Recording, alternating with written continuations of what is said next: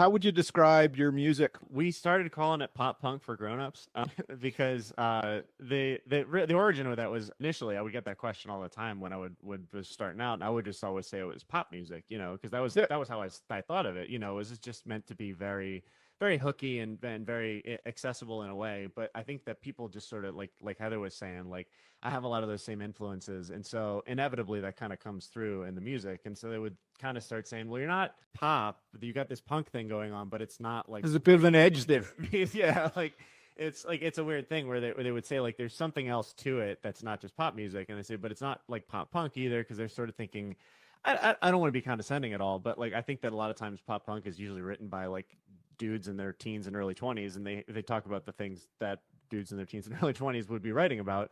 Right. And I kind of wasn't. I was like knocking on the door of 30 at the time when I started the band, and I had other things going on that I wanted to say. And I think that lyrically that kind of resonated. Also, just my voice is a lot lower than it would be when I was younger. So Yeah. I think it just sounded and verbally and orally like a different type of thing. So we just started saying, well, it's pop punk, but it's for grown-ups. Right. And then that just sort of became a decent enough descriptor that people kind of go, oh, yeah, that makes sense. So that's more or less what we go for.